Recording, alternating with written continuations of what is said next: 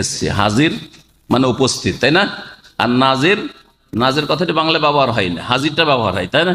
আমি হাজির আছি বাংলায় চলে, কিন্তু উর্দুতে হাজির নাজির দুটাই ব্যবহার হয়। হাজির মানে উপস্থিত আছি, আর নাজির মানে দেখছে, যে দেখে। তো নবী নাকি সব জায়গায় হাজির, আর নবী নাকি সব কিছুই দেখছেন। নবী সব জায়গায় হাজির, আর নবী সব জায়গায় দেখছেন।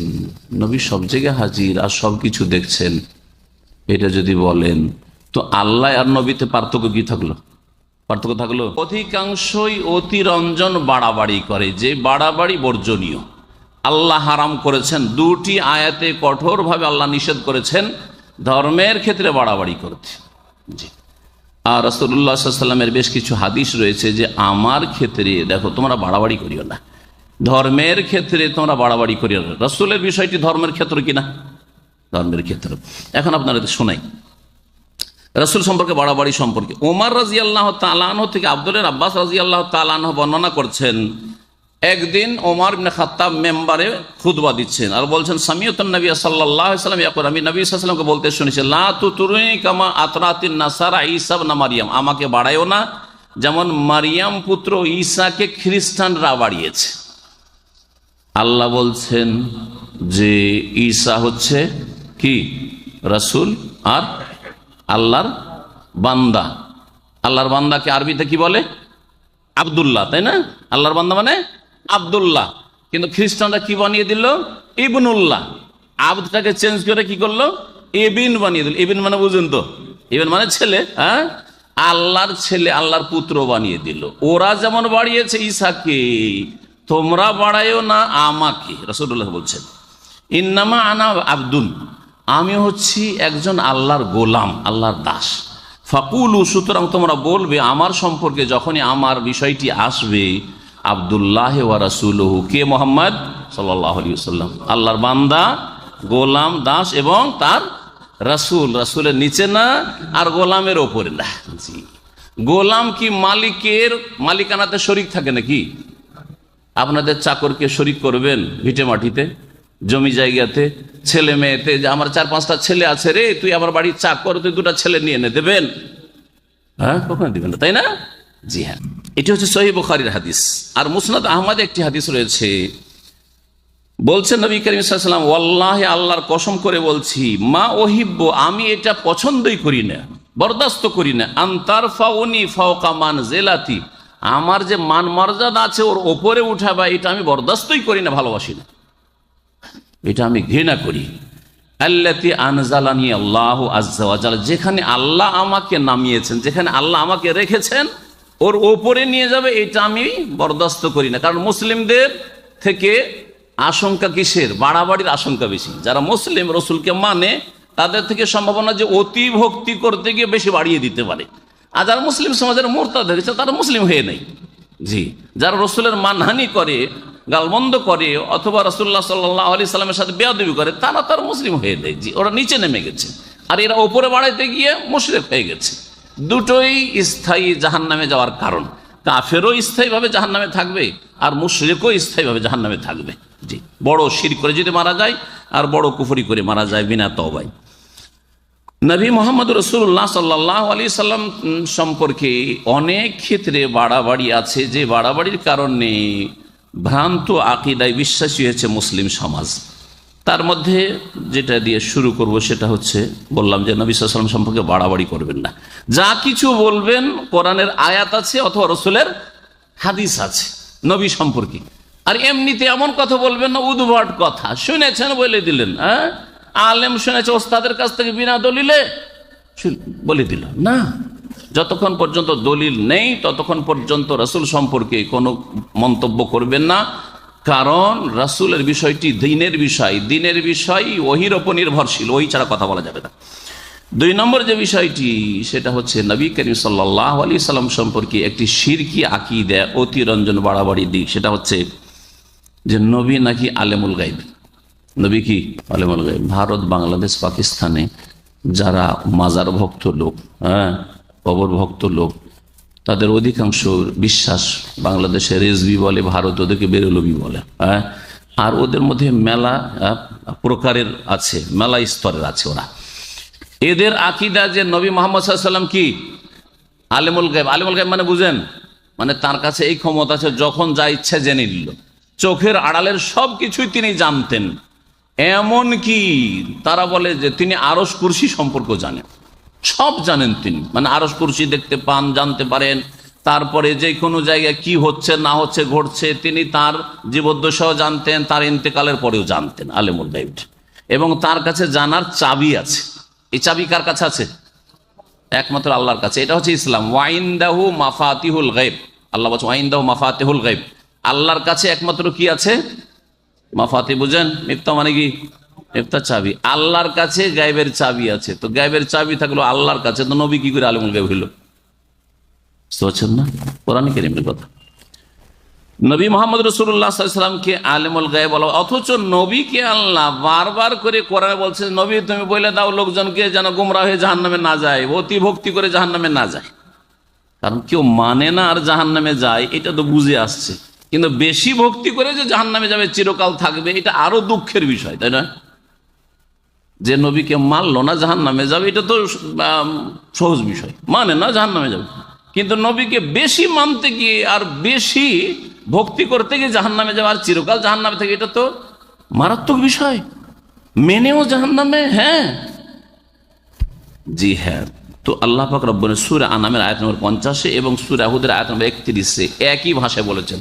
আর এই বিষয়টি অন্য অন্য আয়াতে রয়েছে। বলি ওই ভাষাটি, আল্লাহ পাক বলছে, হে নবী বলে দাও, কুল লা আকুলু লাকুম ইনদি খাজাইনুল্লাহ, হে নবী তুমি বলে দাও যে আমি বলছি না যে আমার কাছে আল্লাহর ভান্ডার আছে। আল্লাহর ভান্ডার আল্লাহর কাছে আছে। আমি ভান্ডারের মালিক না যে যাকে ইচ্ছা রিজিক দিব, যার ইচ্ছা রিজিক কেড়ে নেব, যাকে ইচ্ছা রাজত্ব দেব, এটা মালিক আমি না। জি। ওয়ালা আলামুল গায়ব, আর আমি গায়ব কি জানি না। জানি না লা মানে না, আলাম মানে জানা, তো লা আলাম মানে জানি না, আল গায়ব মানে অদৃশ্য, চোখের আড়াল সম্পর্কে আমি জানি না। এই কথা হে নবী তুমি বলে দাও মানুষকে। আল্লাহ নিজেই হুকুম করেছেন কোরআনে কারীমে। ওয়ালা আকুলু লাকুম ইন্নী মালাক, আর এইটাও বলছি না যে আমি ফেরেশতা। আমি ফেরেশতাও না। ফেরেশতা কিসের তৈরি? নূরের তৈরি। আর আল্লাহ বলছেন তুমি বলে দাও আমি ফেরেশতা না, তাহলে তিনি বোঝা গেল যে ফেরেশতা জগতের তিনি না, তিনি অন্য জগতের, তাই না? ওইটাও আসবে যে ওয়ালা আকুলু লাকুম ইন্নী মালাক, আর এইটাও বলছি না যে আমি ফেরেশতা। আমি ফেরেশতাও না। ফেরেশতা কিসের তৈরি? নূরের তৈরি। আর আল্লাহ বলছেন তুমি বলে দাও আমি ফেরেশতা না, তাহলে তিনি বোঝা গেল যে ফেরেশতা জগতের তিনি না, তিনি অন্য জগতের, তাই না? ওইটাও আসবে যে তিনি কি। সংক্ষেপে একটা একটা করে দলিল বলছি, কারণ সময় বেশি নাই, আর না হলে এই বিষয়টি 2-3 ঘন্টাও বলা যাবে। হ্যাঁ, তো বিস্তারিত বলবো না, একটা পয়েন্টের একটা করে দলিল বলবো। 3 নম্বর যে বিষয়টি সেটা হচ্ছে যে ভারত, বাংলাদেশ, পাকিস্তানে নবীর অতি ভক্তি করতে গিয়ে এক শ্রেণীর লোকেরা বলে নবী হাজির নাজির। কি বলে? উর্দু থেকে এসছে। হাজির মানে উপস্থিত, তাই না? আর নাজির, নাজির কথাটি বাংলায় ব্যবহার হয় না, হাজিরটা ব্যবহার হয়, তাই না? আমি হাজির আছি বাংলায় চলে, কিন্তু উর্দুতে হাজির নাজির দুটাই ব্যবহার হয়। হাজির মানে উপস্থিত আছি, আর নাজির মানে দেখছে, যে দেখে। তো নবী নাকি সব জায়গায় হাজির, আর নবী নাকি সব কিছুই দেখছেন। নবী সব জায়গায় হাজির আর নবী সব জায়গায় দেখছেন। নবী সব জায়গায় হাজির আর সব কিছু দেখছেন, এটা যদি বলেন তো আল্লাহ আর নবীতে পার্থক্য কি থাকলো? পার্থক্য থাকলো না? আল্লাহর গুণ দিয়ে দিলেন। তো আল্লাহর গুণ যখন নবীকে দিয়ে দিলেন, ওই রকমই গায়েবের বিষয়টা, গায়েব আল্লাহ জানেন আর নবীও জানেন, তো সমান করে দিলেন না? আল্লাহর হক দিয়ে দিলেন। তাহলে আবুদ থাকলো, গোলাম থাকলো না, মাবুদ হয়ে গেল? মাবুদ বানিয়ে দিলেন আপনি।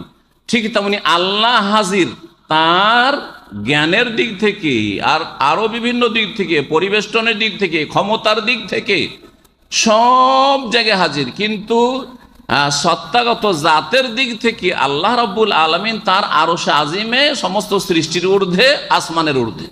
এটা হচ্ছে সহিহ আকীদা আল্লাহ সম্পর্কে, গত মাসে বলেছি। তো আল্লাহকে হাজির বলতে পারবেন, কিন্তু বলবেন যে আল্লাহ সর্বত্র বিরাজমান, এটা গুমরাহি। আল্লাহ কি বলবেন? জ্ঞানের দিক থেকে, মানে আল্লাহ আমাদের সব খবর রাখেন, যেখানে লুকাই না কেন আল্লাহ খবর রাখেন না? রাখেন না? তো জ্ঞানের দিক থেকে আল্লাহ হাজির।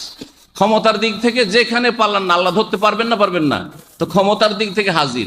ঘেরার দিক থেকে, পরিবেষ্টনের দিক থেকে যেখানে পালান আল্লাহ পরিবেষ্টন করে, হ্যাঁ কবরে নামাইতে পারবেন, তো আল্লাহ সবকে ঘিরে আছেন, এই দিক থেকেও আল্লাহ হাজির, তাই না?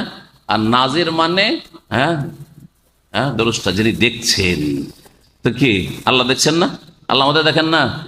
যেখানেই লুকান না কেন, দেখছেন না? দেখছেন না? এটা কার গুণ? আল্লাহর গুণ। নবীকে যদি বলেন নাজির, নবীও সবকিছু দেখছেন, তাহলে নবীকে আবদ গোলাম রাখলেন না মাবুদ বানিয়ে দিলেন? মাবুদ বানিয়ে দিলেন। তাহলে কি হয়ে গেল? মুশরিক হয়ে গেল। যারা এইসব আকীদা রাখে তারা কি হয়ে গেল?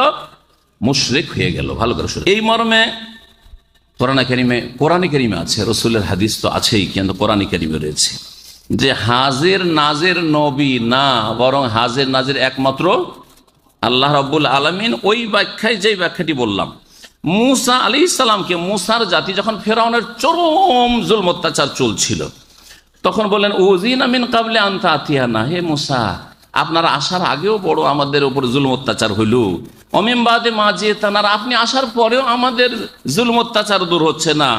তখন মুসা আলাইহিস সালাম জাতিকে সান্ত্বনা দিয়েছে, আসা রব্বকুম আন ইউহলিকা আদুওয়াকুম, সম্ভবত আল্লাহ পাক শীঘ্রই তোমাদের দুশমনকে ধ্বংস করবেন, ওয়াস্তাখলিফাকুম ফিল আরদে, এবং পৃথিবীতে তোমাদেরকে ক্ষমতা খেলাফত দান করবেন, তোমাদেরকে স্থলাভিষিক্ত করবেন, ফায়ানজুরা কাইফা তা'মালুন, এবং তিনি দেখবেন, ইয়ানজুরা তিনি দেখবেন যে কি করছো তোমরা। কে দেখবেন? আল্লাহ দেখবেন বলা হয়েছে, রসুল দেখার কথা কোথাও বলা হয়নি। তো কোরআনে কারিমে এই আয়াত আপনাদেরকে বললাম যে হ্যাঁ, সূরা আরাফ আয়াত নম্বর 129। আর নবী যে সব জায়গায় দেখেন না, সব জায়গায় হাজির হন না, এই মর্মে শুনেন আল্লাহ বলছেন যখন মারিয়াম আলাইহিস সালামকে কে দেখাশোনা করবে এই নিয়ে সবাই বলে আমি মারিয়ামকে রাখবো, আমি মারিয়ামকে বাড়িতে রাখবো, তখন আল্লাহ কি করেছিলেন? কোরা করতে বলেছেন, যেটাকে লটারি বলা হয়, যে কার ভাগে আসে। এই যে লটারিতে আপনারা যে প্রাইজ পাবেন, ঠিক ওই রকমই কার ভাগে আসে দেখা যাক। মারিয়াম ওর দেখাশোনা, বাইতুল মুকাদ্দাসের দেখাশোনা করবে, খেদমত করবে ও। তো কার বাড়িতে থাকে, কার বাড়ি লজিং পায় বা কে তার দেখাশোনা করে। আল্লাহ চাইছিলেন যে তার খালু জাকারিয়া আলাইহিস সালামের বাড়িতে লালিত পালিত হোক, কিন্তু অন্যরাও চাইছিল। আল্লাহ পাক এই বিষয়ে বলছেন যালিকা মিন আম্বাইল গায়ব নূহিহি ইলাইক, এগুলি হচ্ছে গায়বের খবর যা হে নবী তোমাকে আমি ওহী করেছি। ওমা কুনতা লাদাইহিম ইয ইউলকুনা আকলামাহুম, তুমি ওখানে ছিলে না। তুমি ওখানে ছিলে না মানে উপস্থিত না অনুপস্থিত, হাজির না গায়েব? এবার বুঝতে পারছেন না?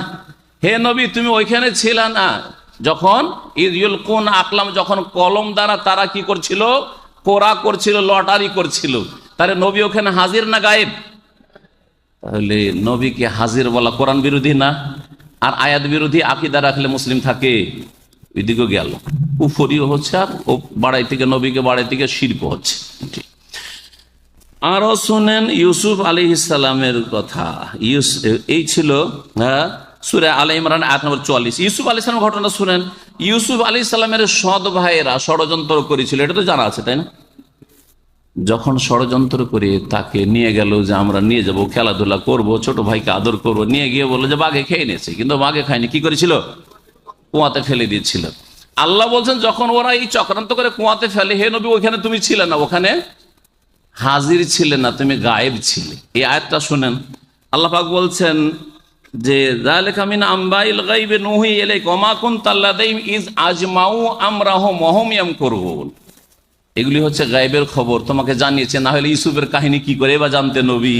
তোমাকে ওহী করেছি, তুমি সেখানে ছিলে না। ইয আজমাউ আমরাহুম, যখন তারা ষড়যন্ত্র করেছিল, যখন তারা ঐক্যবদ্ধ হয়েছিল, ওয়া হুম ইয়ামকুরুন, ষড়যন্ত্র করার জন্য ছলচাতুরি করে তারা কি করেছিল? ভাইকে নিয়ে গিয়ে, বাপের কাছ থেকে নিয়ে গিয়ে এইরকম করেছিল। সেখানে নবী ছিলেন না গায়েব ছিলেন? গায়েব। তো নবী হাজির না গায়েব? কোরআন বলছে নবী হাজির না। তাহলে নবী হাজির নাজির কি করে হইল? হ্যাঁ বলেছেন নবী হাজির। আচ্ছা, নবীকে যারা হাজির নাজির, মজার কথা শুনবেন, ওরা যেহেতু কোরআন এবং হাদিসের কথা বিশ্বাস করে না, মন গড়া কথা বিশ্বাস করে, একই জাতি একই বদাকিদার লোক দুই রকম কথা বলে। কিছু আছে তারা বলে মিলাদ মহফিলে নবী তশরিফ নিয়ে আসেন, তাদের ভাষা বলছি। তারা কি বলেন? যখন নবীর মিলাদ মাহফিল হয় তখন নবী তশরিফ নিয়ে আসেন। তার মানে সব সময় হাজির হন না, যখন মিলাদ হয় তখন তশরিফ নিয়ে আসেন। সেজন্য একটা চেয়ার রাখা, চেয়ার খালি রাখি। আমরা ওই বেদাতীদের ওয়াজ মাহফিলে গেছি, একটা চেয়ার খালি আছে, ভালো করে সাজিয়ে এবারে যাই নামাজটা দিয়ে সাজিয়ে সুন্দর করে রেখেছে। এই চেয়ারটা কার জন্য? বলছে নবী তশরিফ নিয়ে আসবেন এই জন্য খালি রাখা আছে। বোঝা গেছে? নবী তশরিফ নিয়ে আসবেন সেজন্য খালি রাখা আছে। বড় মানুষ শেষখানে আসে নাকি? আচ্ছা, আমাদের যখন প্রোগ্রামটা শেষ হচ্ছে সেই সময় যদি কেউ আসে তোকে ভালো নজরে দেখবেন না? যে যত আগে আসছে তাকে ভালো নজরে দেখবেন? তো খালি আছে আর সবাই চলে এসছে, আর নবী তশরিফ নিয়ে আসছেন শেষখানে, না? তো মানহানি করলো না নবীর? হ্যাঁ, যে নবী সব শেষখানে মিলাদ মহফিল আসে। আর এক দল বলছে নবী সব জায়গায় হাজির আর সব কিছুই দেখেন, ও মিলাদ মহফিলের সাথে সম্পর্ক নেই।